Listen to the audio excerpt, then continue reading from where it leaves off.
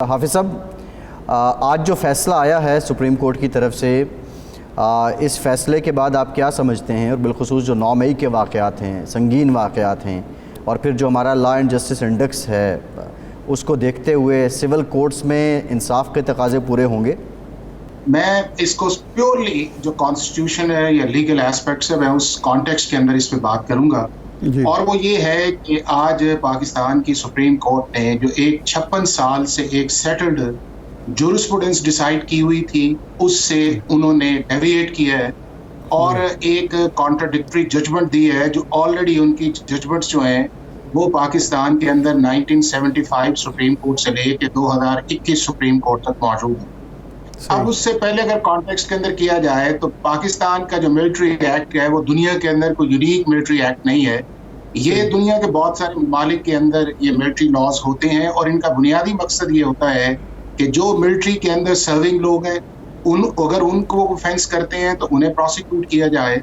और उसके बाद ये है कि अगर कोई ऐसा शख्स जो है जो नेशनल सिक्योरिटी के इश्यूज के अंदर आए और वो मिलिट्री इंस्टॉलेशंस के ऊपर जाके कोई ऑफेंस कमिट करे तो उसके ऊपर भी ये लॉ अप्लाई करता है। और उसकी मैं आपको एक एग्जांपल देता हूँ कि पाकिस्तान के अंदर अगर आप किसी भी मुल्क की एम्बेसी के अंदर चले जाएं तो अगर वहां के ऊपर आप जाके जुर्म करें तो वो पाकिस्तान के अंदर इस्लामाबाद के अंदर मौजूद है, लेकिन उसके ऊपर पाकिस्तान का लॉ अप्लाई नहीं करता। उसके अंदर उस मुल्क का जो कानून है वो अप्लाई करेगा। अगर आप यूएसए की एम्बेसी में जाएं को जुर्म करें तो यूएसए का लॉ आएगा, यूके के अंदर जाएंगे तो यूके का लॉ आएगा, और इस तरह भी दुनिया के एम्बेसी के अंदर। तो लिहाजा ये है कि special legislation for special purposes और फॉर द स्पेशल एरिया जो है वो होती है दुनिया के अंदर, और उसको इंटरनेशनल लॉ और लोकल लॉ उसको एक्सेप्ट करते हैं। हाफ़िज़ साहब माज़रत के साथ, मेरा ख्याल है ये मिसाल कोई ज़्यादा जचती नहीं है, क्योंकि पाकिस्तान की फ़ौज वो पाकिस्तान की ही फ़ौज है, वो इदारे हमारे हैं और हम उनके हैं। पाकिस्तान का शहरी और पाकिस्तान की फ़ौजी एक ही हैं।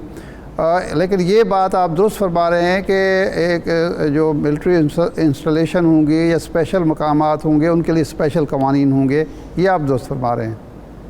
नहीं, मैं उस अरशाद आरफ साहब कॉन्टेक्स्ट के अंदर कर रहा हूँ कि अगर आप किसी जगह के ऊपर चले जाएं, चाहे आपके मुल्क के अंदर जगह हो, लेकिन लॉ उनका अप्लाई करता है, वो चाहे सऊदी एम्बेसी हो चाहे यूएई, मतलब मैं उस कॉन्टेक्स्ट में कर रहा हूँ। तो अगर मिलिट्री इंस्टॉलेशंस के अंदर जाएंगे तो मिलिट्री लॉ अगर है तो वही अप्लाई करेगा, एक चीज। दूसरी चीज इसके अंदर इंपॉर्टेंट ये है कि 1952 के अंदर जब ये लॉ बना तो 1967 तक सेक्शन 2D1 या 2 नहीं थे, कि पहले ये था कि सिर्फ मिलिट्री के एम्प्लॉयज थे। उसके बाद जब ये अमेंडमेंट आई तो उसके अंदर सिविलियंस को ट्राई किया गया और एक प्रोविजंस डाली गई और 59(4) भी सिविल ऑफेंस डाला गया।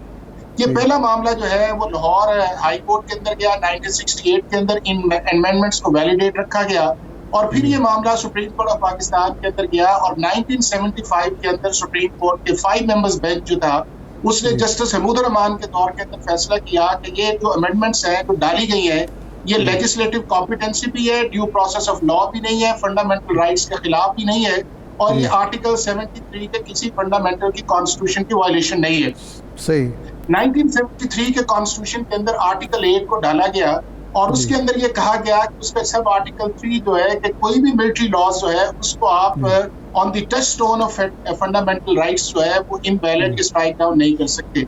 फिर ये मामला जो है आपको याद होगा कि जनरल ज़हीर अब्बासी साहब थे, उनका एक केस उनकी वाइफ ने शाहिदा अब्बासी ने किया,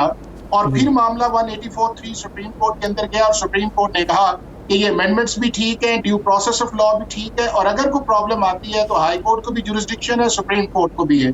उसके बाद ये मामला चीफ जस्टिस इफ्तिखार चौधरी साहब के पास गया, उनका 5 मेंबर्स बेंच उसके ऊपर बैठा, उन्होंने एक फैसला किया और उसके अंदर इन अमेंडमेंट्स को वैलिडेट किया गया। फिर ये मामला आपका कॉन्स्टिट्यूशन अमेंडमेंट 21 के अंदर आया और उसके अंदर 11 जजेस ने इस चीज को कहा कि ये 2D भी ठीक है, सेक्शन 59(4) भी ठीक है, और उसके नीचे जो ट्राई मिलिट्री कोर्ट्स बनी है वो भी ठीक है। फिर 2017 के अंदर 5 मेंबर्स बेंच जो है वो जस्टिस अनवर ज़हीर जमाली साहब की प्रिजाइडिंग में बैठा और उन्होंने भी ये फैसला किया कि 2D1 जो है ये ठीक है, मिलिट्री के अंदर अगर कोई जुर्म जाके करे तो आप उसको ट्राई कर सकते हैं। और फिर ये कहा गया कि 59(4) जो है कि अगर कोई सिविल ऑफेंस जो है अगर किसी और जगह उसको पीनल कोड के अंदर है, लेकिन अगर कमिट वहां पे जाके हुआ है तो मिलिट्री एक्ट उस पर अप्लाई करेगा। इस तरह 2019 में भी, 20 में भी, 21 में भी सुप्रीम कोर्ट की जजमेंट मौजूद है। अब आज जो ये जजमेंट आई है 4-1 से आई है जी, इसके अंदर उन्होंने जो 67 की अमेंडमेंट्स थी उनको अल्ट्रा वायरीज ऑफ द कॉन्स्टिट्यूशन कहा है। और ये सुप्रीम कोर्ट की हिस्ट्री के अंदर एक यूनिक केस बनेगा कि जिसके अंदर सुप्रीम कोर्ट 46 साल तक जो है उन अमेंडमेंट्स को वैलिडेट करती रही हो और आज सुप्रीम कोर्ट ऑफ पाकिस्तान उनको इनवैलिड कर दे on the touchstone of the constitution. ये कभी पाकिस्तान की जुडिशियल हिस्ट्री में इस तरह का नहीं आया। सही। अच्छा हाफिज साहब, जी हाफिज साहब, वैसे तो ये यूनिक इस कंटेक्स्ट में नहीं लगेगा कि पाकिस्तान के अंदर बहुत से फ़ैसले दादा ने पटिशन की तो जाके पोते के वक्त में हल हुए, बहुत से फ़ैसले ऐसे भी हुए कि लोग जेल में इंतकाल कर गए और वो 10 साल बाद उसके बरी होते हैं। तो शायद इस कंटेक्स्ट में तो ये यूनिक नहीं होगा। लेकिन एक सवाल मेरा आपसे ये है कि अब इसकी अपील में अगर जाएंगे तो ये 5 रुकनी बेंच ही सुनेगा, और क्या इन जजेस में से भी कोई होगा जो अब recent practice and procedure act लागू हुआ उसके बाद? ये है कि अब सुप्रीम कोर्ट ने अभी रिसेंटली एक डिसाइड किया case practice and procedure act का, जिसके अंदर अगर प्रोसीडिंग 184(3) के नीचे इनिशिएट की जाए तो वो जो रिव्यू वाला एक लिमिटेड स्कोप था आर्टिकल 188 का, जिसको एनलार्जमेंट का और सुप्रीम कोर्ट के फुल बेंच ने 10-5 से एक फैसला किया।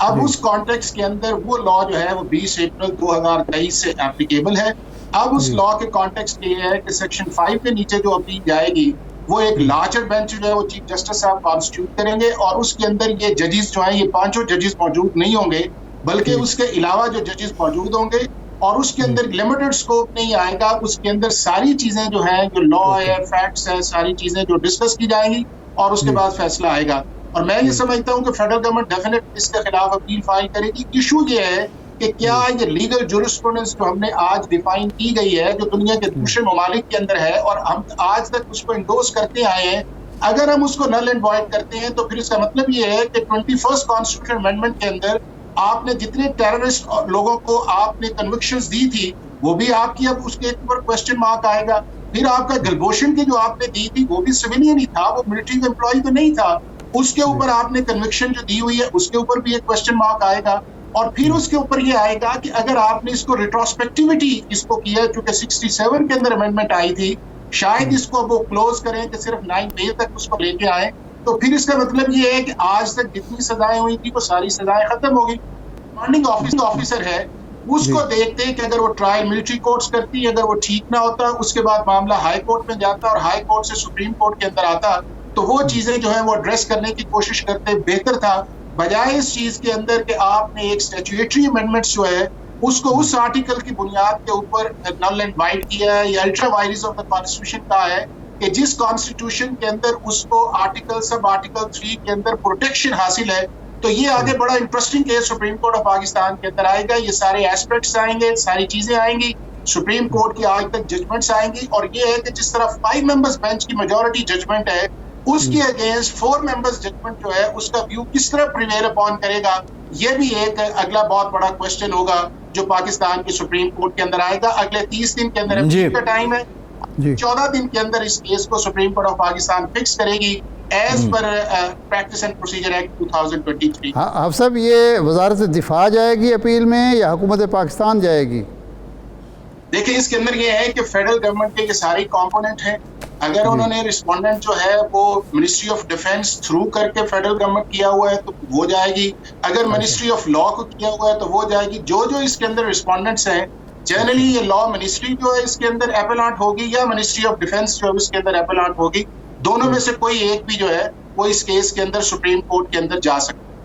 और आपके ख्याल में इसके लिए लार्जेस्ट बेंच से मुराद ये 7 रुकनी बेंच होगा या इससे बड़ा भी बन सकता है?